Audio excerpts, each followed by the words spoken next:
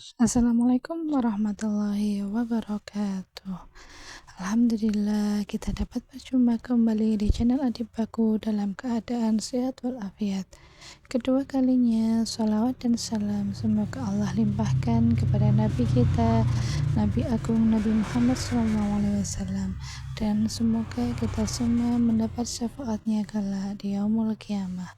Amin amin ya rabbal alamin. Para audien adibahku yang dirahmati Allah, marilah kita seksama menyaksikan kajian Ghusbah dari awal hingga akhir supaya tidak menimbulkan kesalahpahaman. Apabila ada kesalahan, mohon dimaafkan. Akhir kata, wassalamualaikum warahmatullahi wabarakatuh. Selamat menikmati dan selamat menonton. Semoga membawa keberkahan untuk kita semua ya. Terima kasih. Bismillahirrahmanirrahim. Saya pernah dicium sama orang miskin yang akut miskin betul.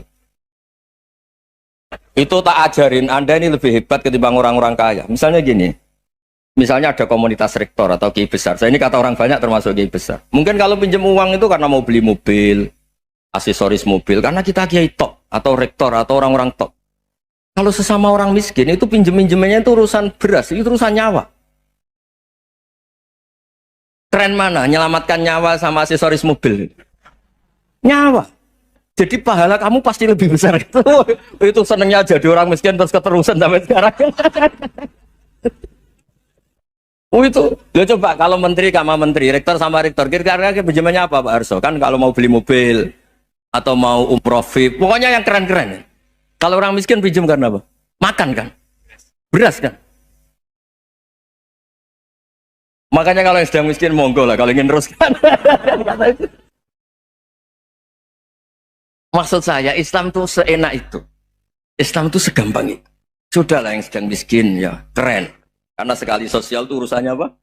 Nyawa. Tapi kalau miskin semua ya Indonesia bisa tutup kan. Ya sudah yang kaya-kaya itu saya mengatakan Indonesia karena bayar pajak yang menjadikan Indonesia berjalan. Tapi ya dipakai yang benar. Nah, begitu seterusnya. Ada kiai miskin cerita ke kita. Terus enak jenengan alim, terus punya santri banyak, bisa ngajar di mana-mana. Saya bilang, hebat kamu. Dia hidup di daerah tertinggal. Itu yang diajarkan kan hanya tauhid. Kan nggak mungkin desa tertinggal baca fikih perbandingan madhab. Kan nggak mungkin. Kalau yang kayak Pak Fajar, Pak Sadali kan nggak mungkin. Fikih perbandingan apa? Madhab. Menyorot madhab dunia. Gaya engke-engke itu kan nggak mungkin. Tapi pertanyaannya, yang menyelamatkan masuk surga itu tauhid apa perbandingan mazhab? Tauhid. Ini hanya mengajarkan fardu kifayah sunat-sunat. Ini Anda mengajarkan fardu ain. Surganya dulu kamu. Oh terus senangnya jadi kayak gitu. Karena yang diajarkan apa? Tauhid. Sementara kita yang gaya-gaya ini, ajarkan perbandingan apa? Mazhab, studi banding ke Al-Azhar kemana-mana. Ini enggak, tauhid. Dari orang nyembah pohon jadi nyembah Allah Ta'ala. Keren gak? Keren. Jadi terus kiai desa sama saya senengnya bukan karena tak bela. Tapi ada yang agak kurang ajar tanya saya. Kalau itu hebat kenapa Gus gak mau jadi kiai desa? Waduh. Wah ya repot kalau pertanyaan. Terus tak jawab, kalau saya jadi kiai desa, kamu ngangsu ilmu dari mana coba? Ya dari jenengan, ya kalau sama gobloknya ada bisa. Ya sudah, Gus aja yang jadi kiai besar. Maksud saya, ya sudahlah kita begini seperti yang saya ajarkan di sini, saya sarankan supaya orang itu tahu. Nah, ini namanya diroyah, apa? Makanya kata Imam Ghazali itu kalau kamu ingin sopan gampang melihat anak kecil, gua aqallu minni dzamban, dia dosanya lebih kecil. Karena masih kecil kan, tentu secara dosa enggak banyak. Kalau melihat orang yang tua, gua aktsaru minni ibadatan, dia tentu ibadahnya lebih banyak karena umurnya lebih banyak. Sehingga terus semua orang lain tuh di depan kita itu hebat. Ya semua orang lain sama misalnya Pak ini rektor, Pak Fathul Wahid rektor, tanggung jawabnya lebih banyak, berarti pahalanya lebih banyak. Tapi sama ketika melihat Nyon Sewu, melihat pegawainya yang secara lahir di bawahnya, ini tanggung jawabnya nggak banyak, pasti salahnya juga enggak. Itu yang diajarkan Rasulullah SAW, sehingga enak. Tapi kalau kita melihat orang lain selalu salahnya, itu pecundang. Allah saja tidak seperti itu kan, amal baik ya ada khairan, amal buruk kayak ada saron, semuanya dilihat oleh Allah Subhanahu wa Ta'ala. Saya itu punya teman Gus, agak beling, agak seenaknya. Dulu miskin. Wah itu seenaknya betul. Kayak kenal Tuhan sudah. Tak tanya, kenapa kamu seenaknya? 1 bulan tuh labanya bisa 200 juta sampai 500, sampai 1 miliar. Saya itu Gus, setelah duha itu perkembangannya bagus. Sholat duha itu. Saya pernah miskin kan kata apa? Ingkana rizki fisama apa? Wa ingkana qalilan ya kalau fisama fa'anzilu terus wa ingkana qalilan fakasirhu kalau sedikit perbanyak. Ini trennya sudah benar semua. Nah, wa ingkana apa? Ya haraman fatahirhu. Kalau haram yang kau sucikan. Makanya saya seenaknya kalau qalilan sudah fakasiru paling trennya yang enggak benar juga fatahirhu kata Mas. Dia yakin kalau yang enggak benar-benar sudah disucikan Allah, karena yang lain-lain sudah dari miskin sudah kaya, qalilan sudah fakasiru, paling yang haroman juga sudah fatahiru gitu. Tak tanya, lah kamu kok tahu? Polanya sudah ada Gus, karena sang qalilan. Kamu sembrono sama Tuhan kok begitu kan? Tapi apapun itu seneng saya. Seneng saya sering salah teh, makanya saya mohon yang sekarang miskin, sedang miskin itu ya ndak usah nyesal banget-banget. Kalau ingin kaya monggo lah, namanya orang juga ingin. Tapi Anda harus bangga. Sosial antar kalian adalah urusan nyawa dan itu pahalanya luar biasa. Supaya kita, nah yang kaya-kaya juga boleh GR lah karena pembayar pajak. Dan itu bisa menyelamatkan apa? Indonesia Raya. Begitu seterusnya. Itu yang diajarkan Nabi, antawadhu hatta la yabghiya ahadun ala ahadin. Kamu semua harus tawadhu sehingga antar kalian tidak saling tidak sopan, tidak saling liar, tidak saling mendolimi. Termasuk tadi sikap gak jelas tadi. Orang dolim yang sekarang dolim bisa saja tobat, yang sekarang soleh bisa saja nanti. Semuanya tuh mungkin. Kita diajari ya muqallibal qulub tsabbit qalbi ala dini. Jadi keliru kalau kita dalam banyak hal harus tegas, gak mesti. Al halalu bayyinun wal haramu bayyinun. Tapi ada wa bainahuma umurun mustabihat. Ada yang wilayahnya itu abu-abu. Misalnya ada perempuan cantik, misalnya contoh paling gampang. Kalau kamu ajari secara serius, kamu bisa aja tergoda jadi fitnah. Tapi kalau orang soleh gak berani ngajarin, kemudian digunakan orang fasik, malah menjadi orang nakal, kita juga tanggung jawab. Kamu mau tegas gimana? Wilayahnya sama-sama mungkin. Wilayahnya sama-sama mungkin. Yang dekat pejabat mungkin terkontaminasi KKN. Tapi kalau pejabat gak dekati orang soleh, punya perilaku yang gak soleh, yang repot juga Indonesia kan? Nah hal-hal seperti itu kita tidak perlu ngambil sikap. Maksudnya nggak usah ngambil sikap, ya kita buktikan kalau milih satu madhab, kita buktikan semuanya lebih baik, semuanya lebih bermanfaat, semuanya lebih berperadaban. Karena nggak bisa dihindari wa bainahuma. Termasuk nyuwun sewu, saya mohon maaf sama mulai Pak Harso, Pak Lutfi sampai Pak Fathul Wahid. Saya ini termasuk kiai yang nggak suka dekat sama orang-orang top. Bukan karena hasud. Memang konstitusi kiai harus gitu lah, tamuddanna ainaika. Kenal orang lebih tinggi itu kan resiko. Misalnya saya Kiai Deso, mungkin punya keri tua sudah seneng, punya kijang tua sudah seneng. Gara-gara kenal Pak Wahid naik Camry, waduh kok saya kalah itu. Kenal orang itu kan resiko. Mungkin dosen-dosen sini kalau kenal saya di Rembang juga resiko. Di sini gak ada cium tangan, melihat saya dosen, wah gak enak jadi dosen. Jadi memang harus dibatasin. Sekiranya mungkin orang terus, karena latamud dan nanawa, ainaika ilham. Kamu jangan sering melihat orang lain yang mungkin secara lahir dapat nikmat yang lebih tinggi timbang Anda. Kalau kamu nggak bisa ngelola hati Anda bisa hasut, Anda bisa dengki. Paling tidak Anda bisa ada syukur. Saya itu sering didolani pejabat. Juga sering melihat pejabat di TV-TV. Naik mobil aja ada yang naikkan. Bahkan kalau wudhu itu anduk aja ada yang bawa. Itu kalau yang nggak kuat, weh naik jadi pejabat. Ya makanya terus konstitusi Kiai itu mengatur, sudahlah mata kamu itu kamu batasin. Jangan melihat sesuatu yang potensi ya, potensi menjadikan Anda tidak apa syukur. Jadi saya mohon, ini memang konstitusi saya sebagai kiai, jadi saya tapi di hati saya tetap akrab. Saya doakan semua untuk UI, untuk semua orang Indonesia kita doakan. Kita ingin semuanya tambah baik, tambah. Tadi katanya mau naik kelas ya. Kalau naik kelas dari rumah saya niatkan mari mengkaji diroyah. Diroyah itu melogikakan riwayat.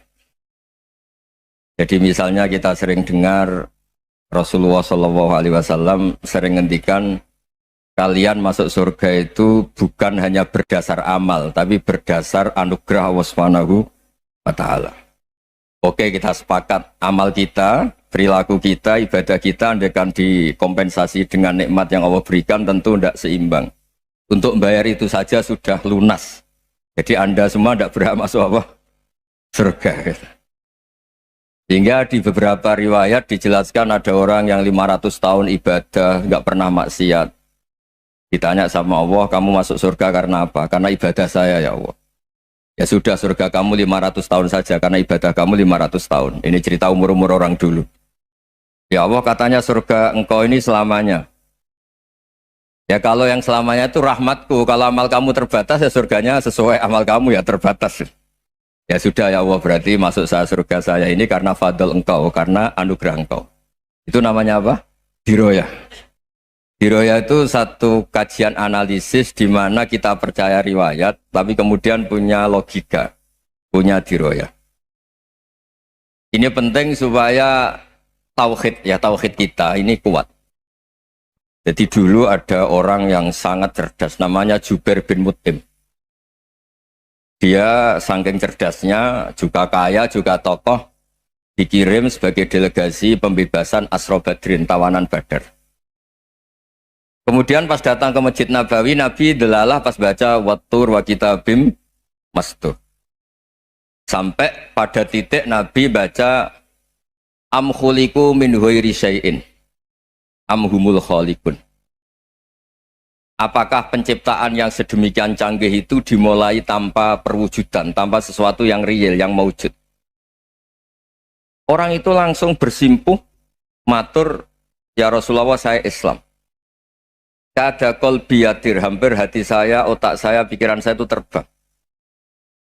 Karena logika yang dibangun ateisme misalnya, kalau alam raya ini dimulai dari nihilisme, berarti logikanya apa? Al-adamu yakhluqu maujudan. Alam raya ini kan maujud, maujud itu ada. Kalau yang lebih dulu itu ketiadaan, berarti ketiadaan menjadi sebab kewujudan. Kalau dalam bahasa Arab itu al-adamu yakhluqu maujudan, sesuatu yang harusnya nggak jadi faktor karena ketiadaan menjadi faktor sesuatu yang nyata. Itu kan nggak masuk akal. Ya, kalau alam raya ini ada al-adam sing yasbiku maujudan, berarti alam raya ini al-adamu yakhluqu maujudan, sesuatu yang tidak ada menciptakan yang ada. Dengan logika itu terus kita ngaji. Diajari sama guru-guru kita, sifat dasar Allah itu maujud. Wallahu maujudun qadimun. Terus masuk. Yang harus distatuskan pertama dari Allah itu apa? Maujud, wujud. Karena dengan wujud ini layak menjadi penyebab adanya alam raya ini. Sehingga ketika kita menolak faham nihilisme atau ateisme, faham tanpa Tuhan, tanpa pencipta awal, kita punya diroyah. Bahwa tidak mungkin ketiadaan ini menjadi sebab perwujudan alam raya, yaitu am khuliqu min ghairi syai'in. Masa alam raya ini diciptakan tanpa sebab yang nyata, yaitu wajibil wujud. Siapa itu? Allah Subhanahu wa ta'ala. Begitu juga menyangkut sholawat. Orang boleh beda pendapat tentang redaksi sholawat. Ada yang sholli ala Muhammad, ala Sayyidina Muhammad, Nabi Muhammad. Monggo lah, masalah redaksi saja. Tapi setelah dianalisis, Nabi itu Pak Rektor jadi Nabi setelah Nabi Isa saking dihormatinya sampai dituhankan. Juga jadi Nabi yang ada cerita masih hangat, orang Yahudi itu bunuh Nabi. Jadi yang satu mendudukkan Nabi sedemikian tinggi sampai kayak Tuhan, yang satu menjatuhkan Nabi sedemikian rendah sampai dibunuh. Kayak apa susahnya jadi Nabi Muhammad SAW. Kemudian dengan gampang Hadaddin agama ini bikin syariat yang bernama sholawat. Redaksinya monggo lah sesuai tradisi masing-masing. Allahumma sholli ala Muhammad, Allahumma sholli ala Sayyidina Muhammad, ala Nabiyina Muhammad, monggo lah. Tapi yang jelas redaksi ini kalau di diroyah dikaji, Allahumma itu Tuhan, Tuhan itu pemberi. Wa Muhammadun wa injalla qadruh abdun min ibadi. Muhammad apapun tinggi derajatnya tetap berstatus hamba. Sehingga agama ini terjaga oleh syihotus sholawat. Agama ini terjaga oleh redaksi sholawat. Yaitu Allah tetap pemberi sebagai Tuhan yang enggak tersaingi. La syarikalah. Rasulullah Muhammad wa injalla qadruh. Apapun prestasinya bisa mi'rad, bisa apa saja. Tetap seorang hamba yang butuh muhtajun ila rahmatih. Jika redaksi Allahumma sholli ala Muhammad ini mengukuhkan yang Tuhan tetap Tuhan, hamba pilihan tetap hamba pilihan. Tentu dengan redaksi ini kemudian kita mendudukkan Nabi benar-benar posisi terhormat. Yaitu orang yang paling berhak dapat askat tahiyat, mendapat penghormatan Allah paling tinggi, yaitu Rasulullah Muhammad SAW. Dan itu diulang-ulang oleh Allah. Subhanalladzi asra bi'abdi. Status hamba ini diulang-ulang. Lagi-lagi ini bernama diroyah. Bernama apa? Contoh ketiga misalnya fihi ayatum bayinatum maqamu Ibrahim. Dulu orang Yahudi itu ada diskusi masif. Syaratnya Nabi itu mbah-mbahnya harus Nabi. Harus keturunan Nabi. Kemudian semua Nabi rata-rata di Palestina, di Syam. Lalu Muhammadnya asal-usulnya dari mana? Tahu-tahu orang Arab kok Nabi. Padahal orang Arab itu dulu jahiliyah. Walhasil terus diceritakan bukti Muhammad ini turunan Ibrahim adalah ada jejak kaki Nabi Ibrahim di dekat apa? Ka'bah. Fihi ayatum bayinatum maqamu Ibrahim. Kalau Nabi Ibrahim pernah di Mekah, artinya beliau pernah meninggalkan turunan yang di Mekah. Itu bernama Nabiuna Muhammadun sallallahu alaihi wasallam. Itu disebut fihi ayatum bayinatum maqamu Ibrahim. Nah, itu namanya diroyah. Diroyah itu satu perilaku keseharian kita beragama, kemudian tahu logikanya. Yang keempat misalnya, mangkana yu'minu billahi wal yaumil akhir fal yukrim apa? Jaro. Orang yang iman karena Allah dan Rasul, maka memuliakan tetangganya. Andaikan pakai hukum sosial, tentu kalau tetangga kita baik, kita baik. Kalau kurang baik, kok kurang penggawean kan gitu. Tapi dulu itu pernah ada seorang ulama itu dibully ya, dikerjain sama anak muda tetangganya. Pak Kiai datang ke rumah saya, orang ini datang. Kemudian setelah di rumahnya, saya tidak jadi butuh sama Pak Kiai, silahkan pulang. Itu Kiainya senyum menikmati. Dan itu terulang 3 kali. Dibully seperti itu, dikerjain terulang 3 kali. Lalu tetap Kiainya tuh asik, seneng sekali. Lama-lama muda ini tanya, kenapa engkau tidak tersinggung? Padahal saya kerjain sampai 3 kali, tak undang, terus tak suruh pulang, tak undang, tak suruh pulang. Kata Kiai tadi, yang memerintahkan baik sama tetangga itu Allah. Jadi saya nikmati ketika bisa baik sama Anda. Tidak ada urusannya dengan perilaku Anda yang menolak saya. Nah itu terus kita tahu, memang motifnya kita baik sama tetangga karena iman sama Allah dan Rasul, bukan hukum kompensasi sosial. Jadi kalau mau diteruskan Pak Rektor, saya ngajar di sini ya karena perintah Allah itu orang alim harus ngajar, bukan karena perintah Rektor. Kalau diteruskan. Ya saya mohon juga gitu para dosen, para karyawan di sini kalau nggak khianat dengan UI itu karena takut sama Allah, jangan takut sama rektor. Kalau Anda baik juga karena Allah, jangan baik karena apa? Rektor. Bagaimanapun ya semua kita ini makhluk. Makhluk itu la yadurru wa la yanfa. Begitu juga melihat Indonesia. Melihat saya ini kan ikut di UI itu lama sekali ikut sama Profesor Zeni dari Profesor Zeni nulis tafsir. Mungkin Pak Hersoyo tahu banyak, dulu Pak Lutfi ya tahu banyak. Tapi saya memang nggak pernah terbuka karena ya memang nggak ingin sebenarnya. Kondisi ini kondisi darurat. Sehingga saya tahu cara berpikir Profesor Zaini, ya tahu komitmen beliau pada UI. Dan pendiri UI memang ya banyak yang dari tokoh NU, Muhammadiyah, dari tokoh-tokoh ormas yang lain memang didirikan banyak orang. Hingga UI memang nggak milik ormas apa tertentu. Dari satu sisi memang baik, nggak dikuasai ormas tertentu, tapi nanti kalau keterusan ya nggak berbentuk. Ya sudahlah dikelola saja, sambil-sambil jelas, sambil-sambil kadang nggak jelas, yang penting ikhlas tadi. Karena kalau terlalu asobia itu jadi repot. Kita ini yang nekuni fikih itu tahu, kalau nggak kuno itu madhabnya Hanafi, kuno itu madhabnya Syafi'i. Tahu-tahu seakan-akan Imam Syafi'i itu NU, Imam Abu Hanifah itu Muhammadiyah. Padahal ini orang-orang yang sebelum NU dan apa? Ahmadiyah. Jadi kalau kita yang nekuni ilmu itu biasa saja dengan perbedaan. Tapi kalau orang-orang yang nggak siap dengan perbedaan itu sampai Allah disifati Ta'ala itu tidak terima. Padahal Ta'ala itu maknanya Maha Luhur, yang Maha Agung. Jadi ada seorang kiai kebetulan pidato pertama Pak Rektor. Assalamualaikum warahmatullahi ta'ala wabarakatuh. Di mubalik kedua ini nggak terima karena itu dianggap bid'ah ada Ta'ala. Hanya dia bilang Assalamualaikum warahmatullahi ta'ala wabarakatuh. Itu saking asobiahnya itu Allah ditambahi Ta'ala itu tidak terima. Padahal Ta'ala itu maknanya Maha Agung. Nah itu kan jadi repot kalau asobia gitu. Kalau kita ngadepi perbedaan itu biasa saja. Karena kita mungkin bacanya banyak, lihat hal-hal seperti itu ya. Berkohnya nggak jelas itu menjadi orang tuh bijak. Ini sekarang nakal, jangan-jangan nanti jadi orang baik. Yang sekarang baik, jangan-jangan suatu saat jadi tidak baik. Semua orang introspeksi. Nggak ada jaminan kalau kita sekarang baik akan baik terus. Nggak ada jaminan kalau kita sekarang buruk akan buruk terus. Sehingga terus banyak kiai-kiai bijak itu memang lahirnya nggak tegas, tapi nggak tegas itu yang menjadikan bijak, karena sama-sama mungkin. Itu yang disebut laisa laka minal amri syai'un aw yatuba alihi mau yu'adzibum, itu tidak wilayah kamu. Ketika Allah mengomentari orang munafik juga wa yu'adzibal munafiqina insya'a aw yatub. Bisa saja ada yang disiksa, bisa saja ada yang dikasih tobat. Karena pola yang kita analisis itu semuanya menurut kita, bukan menurut kemaslahatan orang apa. Banyak. Saya punya sekian contoh cerita. Orang yang sowan kiai baik-baik, mungkin bawa gula atau salam tempel, tidak tahu lah. Itu tidak mesti jadi wali. Tapi Kali Jogo yang kenal Sunan Bonang, itu kenalnya itu karena ingin begal. malah jadi wali. Nih. Tapi tidak usah dicoba. Umar itu nyari Nabi itu mau dibunuh. Tapi malah tobat jadi orang baik. Jadi ini penting ngaji ya, supaya tidak tegas itu, tidak jelas itu kadang baik. Nah termasuk saya juga termasuk dia yang milih tidak jelas. Saya sering gojlok gini, Fajar Hadili ini murid-murid saya sering saya gojlok.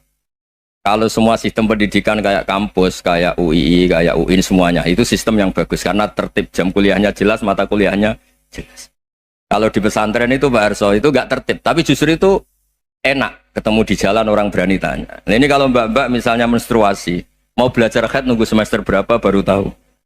Itu bisa sekian tahun nggak sholat karena nunggu pelajarannya baru diterangkan. Mau haji juga gitu, nunggu mata pelajaran haji. Kalau nggak jamnya nggak mau dosennya ngajarin.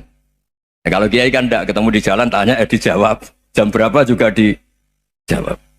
Artinya Indonesia itu berkah, ada sistem kampus yang tertib. Ya semoga termasuk tertib gajinya. Tapi tertib gajinya itu juga sebenarnya rugi. Saya sering ada pegawai negeri Gus, tolong doain saja di PNS enak aja. Gajinya tetap. Kata saya nggak mau kalau gaji saya tetap. Kok bisa Gus enak tiap bulan mesti dapat gaji. Kalau tetap nggak naik-naik kata saya. Kalau kiai gajinya nggak tetap, tapi di atas yang tetap kata saya. Artinya Indonesia itu berkah. Kalau semuanya pakai sistem pendidikan setertib ini, orang mau tanya haid ya nunggu pelajaran haid. Bab haji yang nunggu pelajaran haji. Tapi kalau ketemu kiai itu enggak, ya semuanya. Saya pernah di pasar, Gus mau tanya apa? Anak saya keluar darah terus gini-gini, padahal biasanya haid hanya 7 hari gini-gini. Ya sudah kembalikan ke biasanya, rudat ilal adat. Itu enggak usah sowan ke rumah, juga enggak registrasi dulu, enggak daftar dulu. Ya ini enggak nyindir cerita saja. Supaya ini bukti koalisi beneran. Jadi saya yang kiai gak tertib jam, koalisi sama yang tertib jam. Jadi kalau semuanya sistem kampus, nanti pertanyaan itu enggak bisa on time, enggak bisa setiap saat. Makanya Indonesia itu berkah. Kiai-kiai yang alim yang di jalan-jalan banyak. Juga kiai yang di kampus dokter-dokter fikih banyak. Yang nekuni ilmu umum ya banyak. Macam-macam. Itu masalah itu kalau saling mengadili itu baru masalah. Misalnya kiai ngeluh nggak enak jadi kiai tidak punya gaji tetap, yang dosen ngeluh nggak dicium tangannya. Karena memang unik Indonesia itu. Kalau guru fikih kok dosen itu tetap nggak dicium tangannya. Karena pikirannya anak-anak itu wong sudah bayar disuruh nyium. Itu kayak di alam sadar tuh gitu. Kalau kiai itu kan anak-anak gak bayar itu. Ya opanya cium tangan itu. Makanya kalau kiai-kiai tidak keramat bisa mati karena cium tangannya doang itu bisa mati itu kiainya. Ya ini cerita. Supaya saling menghormati saling. Nah dulu itu perbedaan itu urusan sudut pandang. Ya saya ulang lagi, perbedaan itu sudut. Allah yang Tuhan saja sering didebat sama nabi-nabinya. Karena urusan sudut pandang Saya beri contoh ya. Suatu saat Khalilur Rahman Ibrahim itu saatnya meninggal sama Allah, Israel disuruh. Israel itu Ibrahim saatnya meninggal, ambil nyawanya. Setelah datang ke Ibrahim, Ya Khalilur Rahman Ibrahim, saya disuruh nyabut nyawa Anda. Itu Israel dipaksa mikir sama Ibrahim. Hal ra'aita khalilan yumitu khalilah. Kamu tahu orang yang mencintai kemudian bunuh yang dicintai. Itu logika agak benar. Akhirnya Israel kan nggak biasa debat, kan nggak dilatih debat, nggak pernah ikut lomba UI debat ilmiah. Dia taunya nyambut nyawa aja. Kembali ke Allah. Ya Allah, kata Ibrahim, hal ra'aita khalilan yumitu khalilah. Masa kekasih bunuh yang dicintai ya. Tapi kata Allah santai. Bilang ke Ibrahim, hal ra'aita habiban yakrahu ayyalqa habibah. Masa katanya dia cinta saya, kemudian ketemu saya tidak berani. Israel mater lagi. Logikanya gini Ibrahim, masa yang dicintai sama yang ketemu yang dicintai nggak berani. Ya udah ketemu aja. Katanya yang meninggal itu. Artinya kamu bisa saja GR tidak mati-mati karena merasa dicintai, atau ingin mati karena mencintai. Nah, maksud saya hal-hal seperti ini orang UI pasti gak jelas. Katanya cinta Allah suruh mati ya nggak mau. Gak jelas kan? Dibilang gak cinta juga gak mau. Tapi dibilang cinta kalau ukurannya mati juga gak mau. Nah, tapi dalam banyak hal gak jelas itu penting Pak Rektor. Penting sekali. Buatan guyon. Saya beri contoh sekian ilmiah, gak jelas itu penting. Rasulullah SAW itu dalam banyak hal itu disuruh Allah, memang disuruh supaya ngambil sikap seperti itu.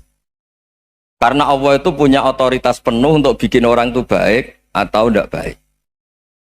Wahsy itu yang membunuh Sayyid Hamzah, orang paling dicintai Nabi di antara yang dicintai Nabi. Qatalahu Wahsyun, dibunuh oleh Wahsy. Nabi secara basarnya itu nggak suka sama Wahsy.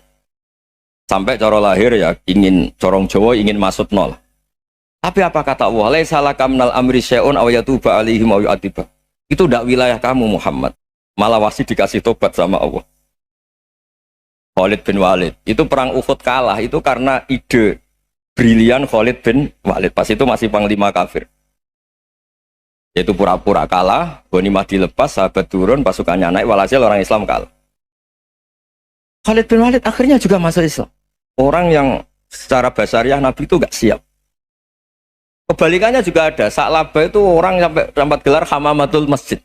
Ini pas ngaji mesti ingat. Salah. Dia di masjid terus.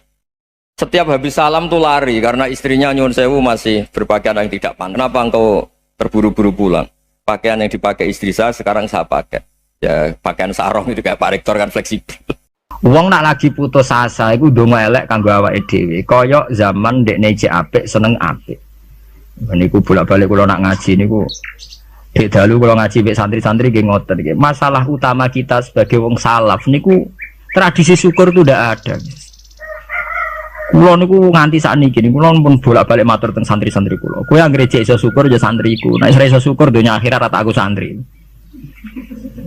Mergo masalah kita ini gampang ngeluh. Kula nu dek dalu ngaji nggih. Kula jujur mawon niki sampean cocok ra urusan.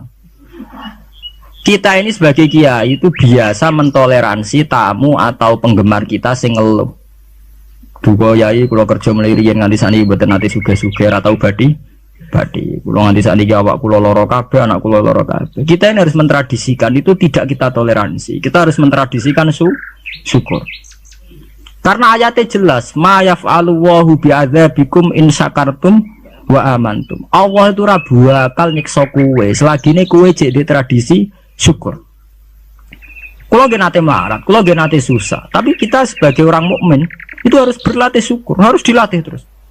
Bahkan ada ayat sing ekstrim, fattaqullaha la'allakum tashkurun. Kowe iku takwa nek menawa dadi wong syukur. Dadi takwa wis sak ngisore napa? Syukur. Dadi ana ayat istilah fattaqullaha la'allakum tashkurun. Kowe iku takwa nek menawa dadi wong syukur. Karena kalau ndak syukur tuh begitu. Kalau nate ngamuk tiang gara-gara ngot. Saat ini repot lho Gus nak lunga-lunga lha piye? Wong saat ini dia anak cilik jenis cilik rewel. Tak kene. Lah misal nak anakmu repot, muga-muga anakmu dipateni pengiran. Kira-kira kowe ngiyah-ngiyah ta ora meneh? Wah, nak mati ngiyah-ngiyah tenan. Lah iya. Ki saiki dhisik ra ono anak kepenak anak. Jare nak dia anak cilik mari repot. Engko nak dipateni pengiran nang ngiyah. Ngiyah. Mbok ndak usah begitu. Dia anak syukur karena itu pewaris kita. Kowe nak sumpek iso hiburan nambah anak. Bahwa kita kadang ribet mergo ngurusi cawi ya apa ya itu kan basaria sekali kita ribet, tapi jangan ngeluh. Wah anak SD SMP Saiki wis biaya akeh wae sekolah, SMP bayar, SMU bayar, kuliah bayar. Ya saiki anakmu ora usah sekolah, dak kok ning dalan gelandangan. Kok ya kowe ngiyeh? Ngiyeh. Anak sekolah biaya ngiyeh. Kok gelandangan ngiyeh? Ngiyeh. Lah orang ngiyeh modar ya ngiyeh. Ngiyeh. Karena itu tadi sampai Quran ngeritik wa tul insanu bisar doahu bil khair. Kita ini mudah gegabah. Kowe ditokoi Gus Dur kecewa, ditokoi Basim kecewa, tokoi Pak Karno kecewa. Kowe apa milih tokoh sapa? Noko awam dhewe, boyo kita yang jembar dada. Di Presiden Soekarno dhisik wong ya kecewa, wong lengsere Pak Karno ya lewat demo saat inflasi 600 digit. Gulinge Soekarno ya lewat demo. Nyatane di Presiden Soeharto ya kecewa, ya dipecat lewat demo, lewat power people. Di Presiden Habibie ya kecewa, konang sedelok ae. Lagi Habibie urung luguh tenanan ya. Ki nang pemilu, kowe iku presiden transisi. Lho geneman kok ngono. Jadi nang pemilu kowe iku presiden transisi. Umumnya presiden nak dijamin konstitusi iku ora ana presiden kok kon sedelok. Mau kon gawe persiapan pemilu. Mergo kowe presiden wis ngono dikei warning ambek mahasiswa ambek pakar-pakar. Kamu ndak boleh punya keputusan strategis karena kamu hanya presiden. Lah sesuk aku barang anggap kiai transisi. Ora oleh fatwa penting kiai transisi. Cangkem ora ono bare. Lho bareng diketi Gus Dur ya kecewa meneh dipecat. Nah Megawati urung sempat mecat wis leren dhewe mergo mesti delok lah. Ora usah dipecat wis leren dhewe. Ya orang gampang kecewa itu merusak tatanan. Ambek NU kecewa, ambek Muhammadiyah kecewa. Ambek apa saja kecewa itu mental-mental kita harus mudah syukur. Bahkan ancamannya Quran la in sakartum la azidannakum. Kowe nak syukur tak tambahi. Wala in kafartum. Ora kok kowe nak kafir ora tak tambahi, nak ngono ringan. Jadi nak syukur ditambahi, nak ora syukur ora. Istilah Quran ekstrim wala in kafartum minna adzabi. Kowe nak kafir siksaku banget. Nah coba sekarang orang-orang sing stres, sing tadayuk fiddin, sing rasa agama digawe repot. Wah setengah stres kabeh. Wong tamu kiai kabeh dirasani, tokoh kabeh dirasani, fenomena sosial apa wae perempol kabeh salah. Lah kowe dhewe ku piye? Kowe ku salah ta ora dipikir. Man kula niku tetap setuju nggih, saya sebagai pribadi itu tetap milih NU atau Muhammadiyah. Nak partai wae milih sing gedhe. Ya sampean lah pemilih yang gede Golkar apa PDI apa sing gede-gede ora kertakoki partai mau pogo sing gede ya. Ormas wae sing gede. Ya bukan apa-apa, kita ini butuh stabilitas nggih, butuh mainstream, butuh sesuatu sing dimaklumi orang banyak. Karena aslul mungkar, saya sering baca tentang kitab-kitab hadis. Aslul mungkar artinya sesuatu yang asing. Al ma'ruf artinya sesuatu yang sudah dikenal yang ndak asing. Sebab itu kita ngikuti yang al-ma'ruf. Al-ma'ruf adalah sesuatu yang bisa jadi mainstream, yang umumnya ya kita mungkin tidak anti ya. Kata misalnya NU ya banyak salahnya, Muhammadiyah banyak salahnya. Misalnya kamu kecewa, terus melok kelompok Ikhwanul Muslimin, atau melok kelompok FPI, atau melok kelompok sing aneh-aneh. Mungkin mereka benar dalam satu dua hal yang mereka perjuangkan mungkin benar. Tapi sebuah organisasi tentu tidak bisa mengacu hanya satu dua hal. Misalnya FPI dalam hal nahi mungkar mungkin kita simpati, tapi masa uripe organisasi itu kegiatannya nuduh itok. Lah kapan oleh mulang ikro, kapan oleh mulang ati. Organisasi ya butuh TPQ, TPA, butuh mulang ikro, butuh mulang kiro. Lah kapan oleh istighosah nambah dinon tutuk-tutukan misalnya. Ya kita simpati, jujur saja dalam hal ini kita respect, begitu saja. Itu saja atas nama negara hukum kita harus mengikuti prosedur. Kita tidak benci, tidak, kita terima kasih ada orang yang berani melawan kemungkaran. Tapi sebutkan apa halnya. Jangan kemudian kecewa terus kecewa sama NU langsung organisasi FPI. Itu beda kalau sampai lintas begitu, beda. Mungkin sampean kecewa dengan kiai tapi sebutkan halnya. Mungkin kiai punya watak yang tidak benar dalam hal ekonomi. Umumnya wong sok jam 09.00 kerja dekne fatwa terus fatwa mulai jam 09.00 sampai jam 4. Ora gonta-ganti ku piye? Wong tamune ya gonta-ganti. Ya mungkin kita tidak cocok dari segi tradisi itu. Kalau piyambak sebagai kiai mboten wonten. Kula mboten seneng ditamu jam 09.00 sampai jam 4. Biar orang punya tradisi kerja. Kalau nganggur jagongi ya seneng ya orang. Itu agak jahiliyah, diturutin apa? Jahiliyah. Paham guys, ini jenengan kula ajarnya. Pokoknya sampean harus berlatih syukur. Kalau tidak syukur itu tadi sampai pangeran ngancam wala in kafartum min adzabin apa? Lasadid. Coba sampean pikir saja kalau tidak syukur guys dalam hidup berbangsa guys.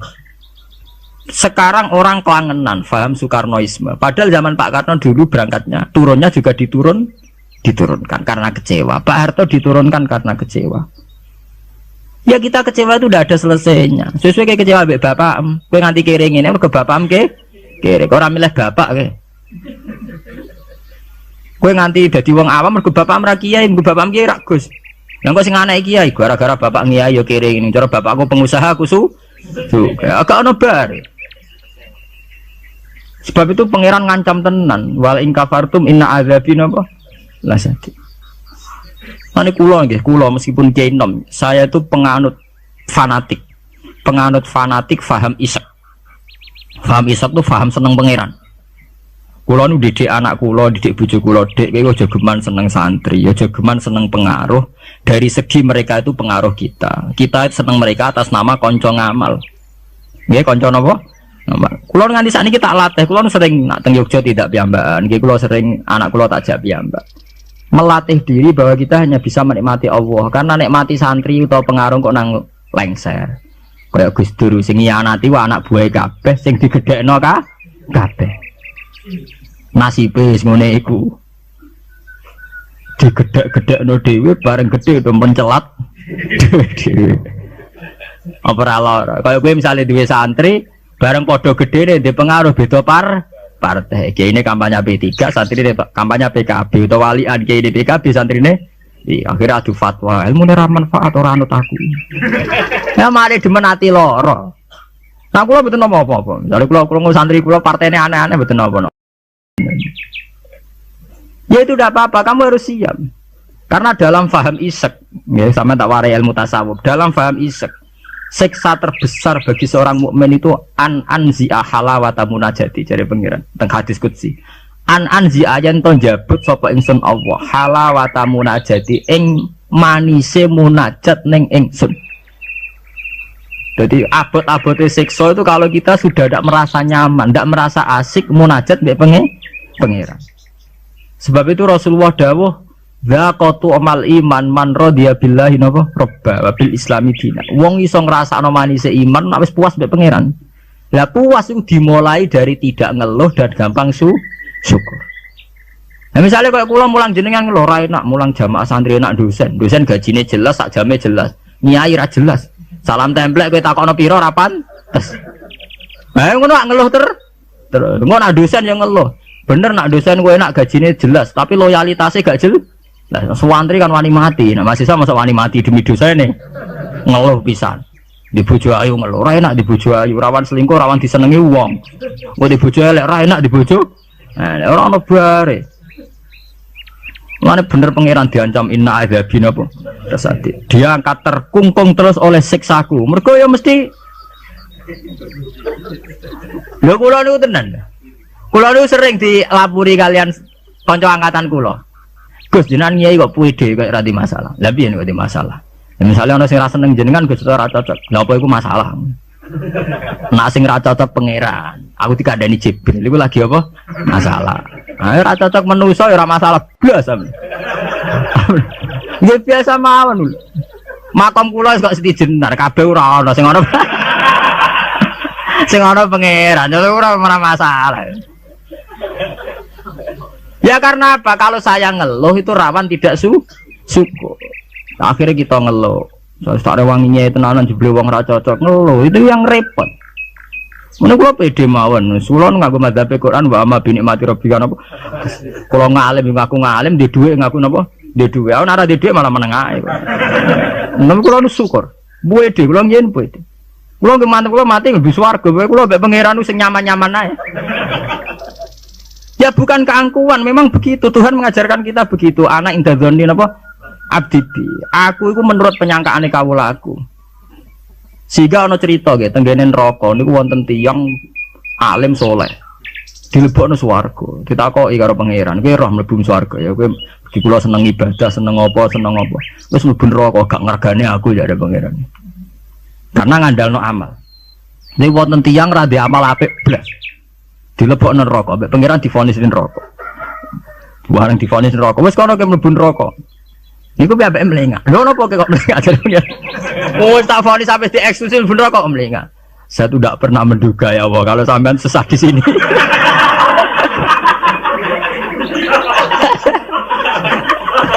Wong mboten nate terbersit pikiran kula nak jenengan sesadis ini sejahat ini. Akhirnya pikiran dia wis swarga. Pikiran kula niku. Lha kula nggih zaman rong pati ngalim lagi ndelalah niku seneng kula ngoten. Kula nganti sakniki nggih iki pede jare wong cek kiai nom Jawa ora urusan kula. Kula kiai ning Yogya ngomponakane sultan barang do ngaji kula ora urusan. Kula pede. Kalau ditamponi bupati pede cara kula, bupati lagi pejabat cara pangeran, ini pejabat cara pangeran, ora pede mawon. Kula riyen ditawari pengurus NU teng Kragan teng Rembang, mboten derek pengurus NU Gus, yang jelas aku NU ora usah pengurus. Pengurusnya pangeran, ngajarno ilmune napa? Pangeran. Dalam kitab-kitab begitu tuh banyak sekali cerita betapa pentingnya husnudzon kepada Allah. Sampai itu tadi, ketika harus jelas-jelas ini vonis neraka melengak itu udah kecewa tuh. Kecewa pangeran sing disangka ndak sesadis itu. Ma'adzunnu bika ya Allah ila khairan. Saya itu ndak pernah ngira kalau jenengan akan langsung pangeran dibono swarga. Banyak cerita-cerita secara hadis qudsi begitu. Wonten tiyang sing ngregani posisine pangeran tuh rata-rata masuk surga, termasuk ceritane Kanjeng Nabi ana rajulun min Bani Israil iku dilebokno swarga mergo wasiat aku nak mati iku gerus ning bumi. Terus nek dadi abu sebarno ning laut. Ketika pangeran takok lho kowe nganti ngono asal usul iki. Asal kula sungkan mek jenengan. Mergo ora tau ngamal apik. Lu mek pangeran dilebokno swarga, ora gampang sungkan nganti ngono. Sungkan lho jenengan. Ngomong nafsiri malai wakhofata iku wedi, pas iku sungkan lho mek jenengan niku. Mboten nate ngamal apik napa? Sungkan lho mek jenengan. Pangeran dilebokno swarga. Anak idagani napa? Abdi. Sampai Abdul bin Mas'ud itu ape mati niku ngomong do nangis muni. Kowe ora usah nangis ya aku mesti mlebu swarga. Ketika ditanya kenapa sampean pede begitu, waqat qala rasul la yamutan ahadukum illa wa huwa yusilu dzanna billah. Aja geman kowe iku mati kecuali dalam keadaan husnudzon mbek pengen. Kita harus yakin kalau dengan Allah itu baik-baik saja. Gunanya apa kita diajari bedina maca bismillahirrahmanirrahim. Nah ngono ki Qur'ane genti ya bismillah sadidil iqab ta apa ya. Itu kan ngapain dari dulu setiap ayat diwarai bismillahirrahmanirrahim. Rahman ya Rahman, Rahim ya Rahim. Artinya akeh welas, ora akeh siksa. Kulo nambah santri-santri sing ngelung tak dik.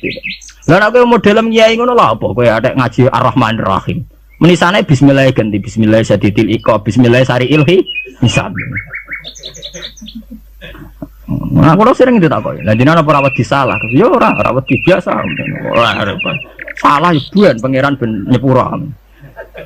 Kewonten cerita tentang hikam nih. Ini cerita tentang hikam. Nasi bodoh ini buatan gula berarti hikam sih bodoh nih buatan gula. Wonten wali donga teng multazam. Multazam tempat mustajab. Karena dia wali masa donga juk duit ya ora pantes. Wali kok njaluk apa? Duit. Njaluk dunya. Dongane ya Allah, saya hanya minta satu hal. Gini kula slametno saking durakane jenengan. Dadi sak urip-urip kula mboten ate maksiat teng. Jawabe pangeran nganti. Lah nek ngono sifat ghafur ku ora nganggur. Anane sifat nyepuro mergo ana salah. Lah nek ora tau salah sifat ghafur ku ora napa? Nganggur. Ya kita manfaatkan. Jawabe pangeran fa'ina adau ghufrani terus sifat ghafur ku tak ada kok. Endi? Jadi kita harus begitu, harus sunudzon. Kita taat, kita tetap menjauhi zina, menjauhi maksiat. Kita taat tapi karena sungkan bukan karena takut. Pangeran kok Hitler nak salah sidik nyekso, nak salah sidik nendang tuh ndak. Kita tidak maksiat itu bukan karena takut Tuhan dengan artian bahwa Tuhan itu seneng nyoal, seneng kecangkeman, seneng ribet tuh ndak. Kita menghormati Tuhan sebagai posisi itu Tuhan. Jadi kita takwa krono ngormati posisinya pangeran, bukan karena kita takut pangeran kecangkeman. Senengane kok KPK sidik-sidik di audit, ndak usah begitu. Kita itu asik dengan Tuhan itu karena ngergani posisi pangeran. Kula wawah lho, kula wani sumpah, saya itu bayangkan andekan nyolong utawa zina. andekan. Itu sing tak wedeni mboten dosane zina atau nyolong. Kula nu wedi terus gak nyaman kumpul pangeran itu saja. Anzia halawatan apa? Ya Allah, saya ini takut kalau saya maksiat kemudian di hati saya sudah merasa tidak asik dengan engkau, dengan jenengan. Jadi kula niku nak melihat maksiat itu ya kayak saya itu ya begitu mang. Kula niku anggere ape ngeluh utawi ape maksiat sing tak wedeni namung sedunggal.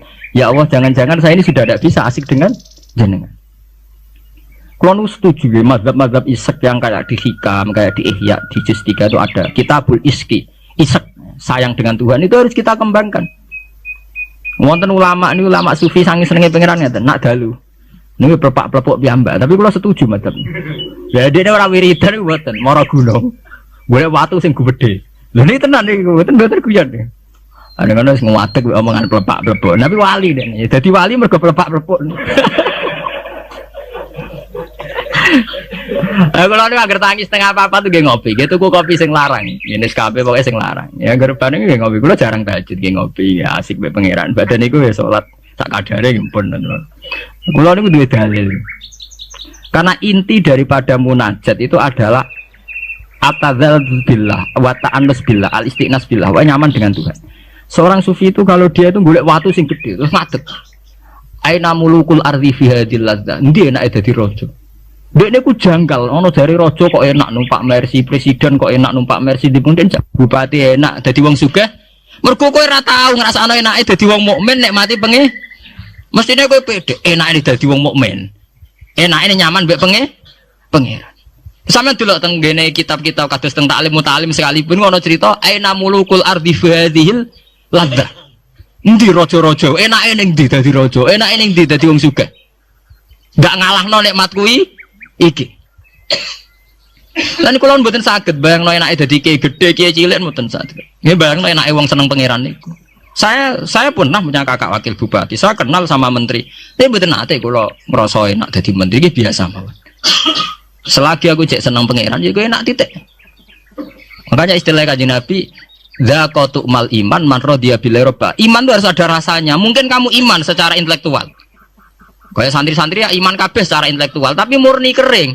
Yaiku iman nak pangeran ngono. Mergo dalil al alam mutaghayyir wa kullu mutaghayyir hadis wal hadis la mudda ayakuna min muhdis. Iku jenenge iman kering. Pokoke dekne ana pangeran percaya mergo alam mutaghayyir. Nak mutaghayyir barang hadis. Nah hadis butuh Nabi tidak pernah mengajarkan begitu. Iman tuh harus sampai dzaqatu mal iman, harus ada rasanya. Lah rasane iman dimulai sangka nyaman mbek pangeran radhiya billahi napa robba.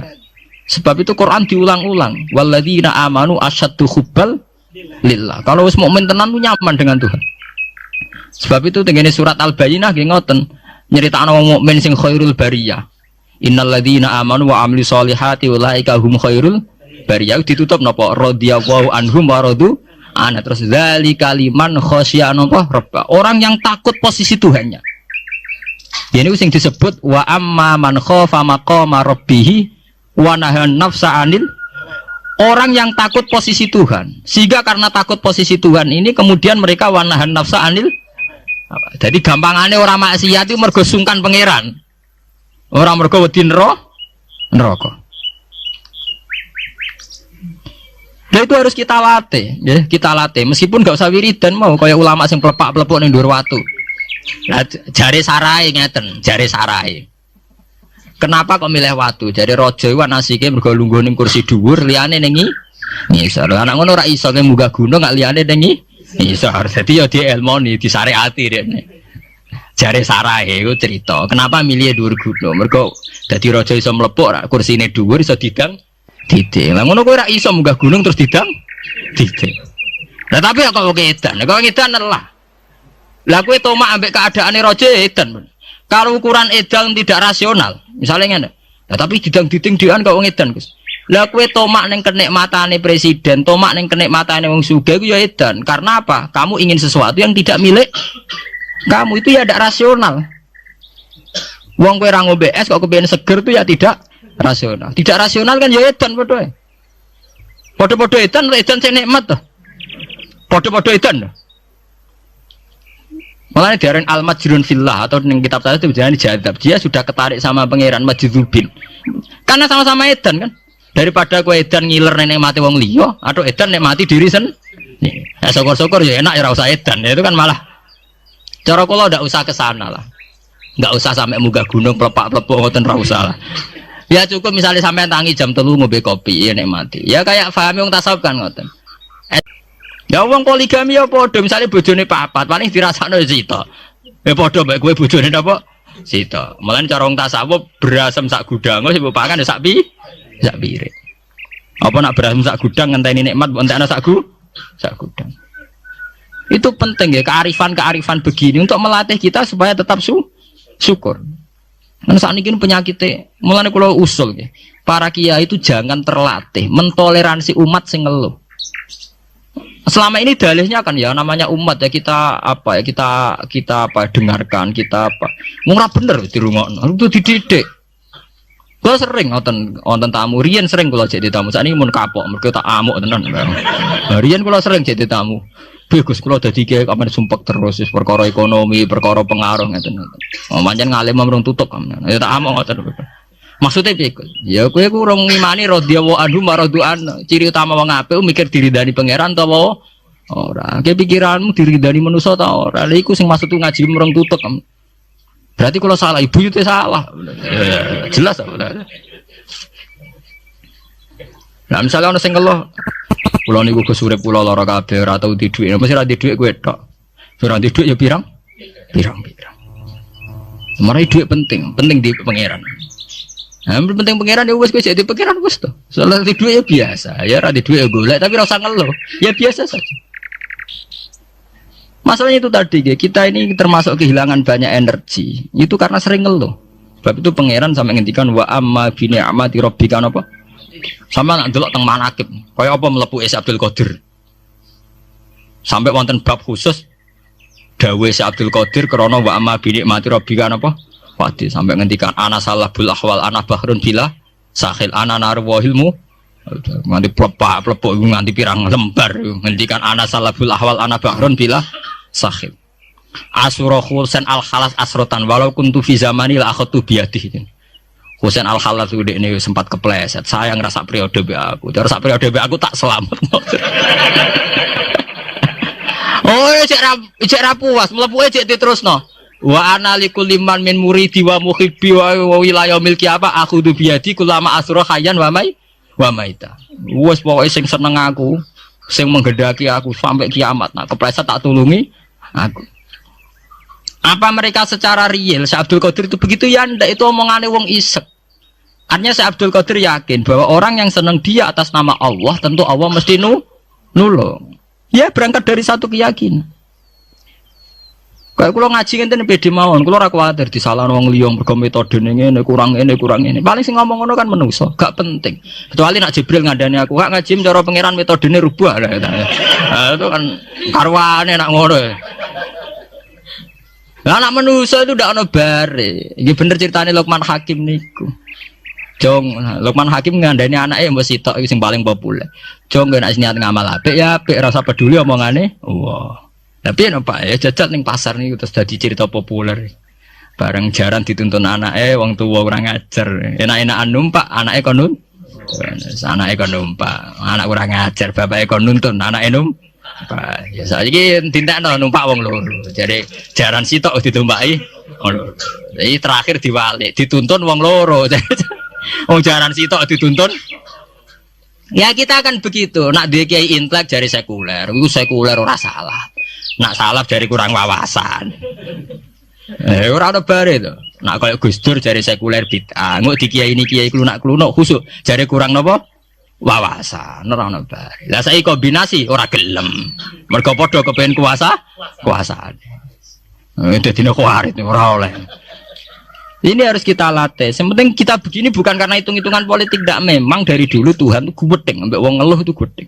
Di situ disebut sampai wayatul insanu bisyarri du'aahu bil khair. Senengane muni ngono. Sakniki mboten saged teng putih-putih repot gak ada anak cilik. Jadi sama rada anak jo anak, sehingga anak cilik dianggap problem. Engko nak dipateni ngiyah-ngiyah. Geneman mbok sing apik. Mbok nak ora usah ngomong ngene. Sakniki mboten saged tidak Gus. Fokus ngurmat anak Gus ben dadi capek. Apa susah sih di bahasa Islami sithik. Diajari Quran. Lho kula ngoten. Kula anggere diundang kanca kula iso teko. Wah aku dia anak cilik, senengane nak dolanan mbek aku. Selesai toh? Aku dia anak cilik, senengane dolanan mbek aku. Lah aku ya seneng wong dolanan. Selesai toh? Senengane kok ngeluh, mari dia anak cah cilik repot kok nguyah kok ngising. Lah kok ora iso nguyah, ora iso ngising. Lho sing apik dadi manusa napa? Sing apik. Mulai ngaji ini kudu prei ngeluh napa? Wa amma bi nikmati rabbika napa? Fat. Mau cerita sing asik-asik kae. Kaya kula ngyai mulai teng mriki kan saya ora tau lah kula ngeluh. Pede mawon damai mawon. Kula ora urusan wong komentar piye ora urusan.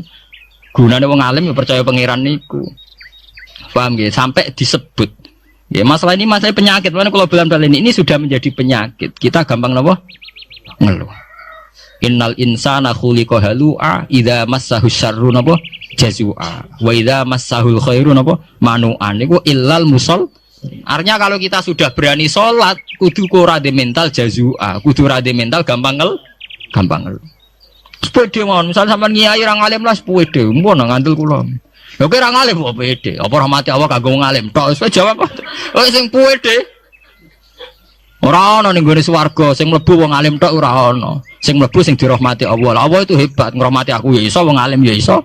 Berarti pokoke sing pede. Ben sampean ulama ngawur dhewe dadi. Jadi ngawure ulama lu bener timbang bujuke Mustofa. Nangis tawangane busuk tapi nyesali takdir, Pak. Nyesali takdir calon ahli neraka, Pak. Wong takdir kok napa disesat? Mau takdir dadi pangeran ngono. Kudu gelem. Nek mat 10 tahun diganggu sak wulane gegere gak karuan. Mon dua terang ngeten jelas. Besok bolak-balik matur kalau mukadimah aja. Dalam pegangan Islam siji kitab gini Quran untuk hadis itu yang riwayat Bukhari nopo Muslim. Nah, kitab ini kitab Muslim. Kemudian ada ijma, ada qiyas. Terus cara kalau jelasnya tunggal ya. Menungso niku umurnya maksimal misalnya sekarang itu 80 tahun paling banter 100 tahun. Di rumah nol. Jadi ini kalau terang nol Quran, hadis, ijma napa? Ya. Kenapa ada cerita begini? Akhiru ahlil jannati dukhulan. Terakhir manusia yang masuk surga itu siapa? Itu diceritakan tentang hadis ini. Jadi Kanjeng Nabi mulai cerita. Pangeran itu seneng dolanan wong seneng. Jadi pangeran itu hobi gawe mainan. Namane rohen dibawa neraka suwi atusan tahun. Barang ngono ditokno tok. Iki sing paling mengenang kula niku tunggal. Ketika dia dikeluarkan dari neraka, ya dikeluarkan dari napa? Neraka. Dan itu pas gajah mbek neraka, salam perpisahan mbek napa? Neraka. Niku oleh pukul ora karuan, mulane ben sopan tobat. Wong sopan ku haram, niku rumono. Mergo ganggu syukur, ganggu napa? Syukur. Pertama gajah sangka neraka niku sing kula senengi pukul ini. Tabarakalladzi najjani minki laqad a'tanillah an ma atau ahadan wal awalin wal akhirin. Sungguh maha berkat zat sing nyelamet aku sangka kuwe. Wis pangeran ngekeni mataku carane bandingane wong dhisik ungguri ra ono sangka aku. Jadi padahal itu kan satu kata-kata yang secara realitas salah. Karena ada orang yang langsung masuk surga. Juga ada orang-orang yang punya nikmat jauh di atas dia. Tapi dia tidak mau tahu, pokoknya hubungannya dia dengan Allah pas untuk nikmat selamatkan roh. Dia pikirannya pokoknya tidak ada orang yang mendapat nikmat kayak saya. Wah itu luar biasa. Wong khusuk kayak Ruhen, wong nakal berdilon ngeloni wong 10 ora kuat. Ruhen dimain sepirodo sedikit pok. Cara ditaker wis seneng-senenge Ruhen kok main semanto, timbang wong nakal-nakal sing ngeloni wong napa? 10. Lho iku muga syukure ngono tok malah dadi ahli swarga, paham? Nek syukure diterus digoleki iku arep perkara.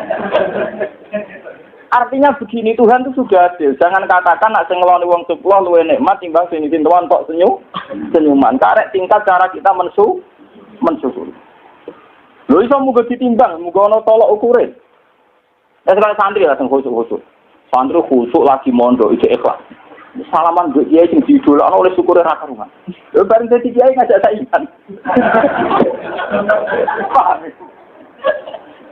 Kowe cek kerek, kenal wong sugih semeneng.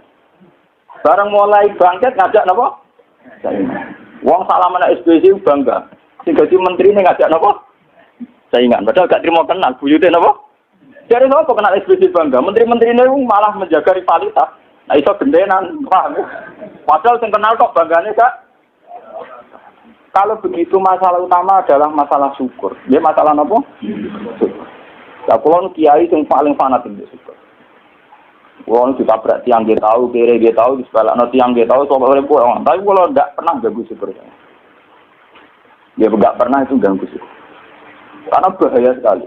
Termasuk sirinya. Jadi saya melihat, kenapa orang ini akhirnya dimasukkan surga? Karena tingkat syukurnya itu sangat tinggi. Saking syukurnya tetap menitabar kalladzi najani minki lakot aqtonillah akad napa sayan ma atau ahadan mal awalin wal akhir. Sakjane gini wow. Kita ora payu rabi, kene yo rabi tok. Tapi sebenarnya itu macam-macam. Wah, anak sing saleh men poligami terus nakal yo ben liya macam-macam. Mau payu rabi seneng wong iku misale saleh lho bayang saleh. Kepingine bojo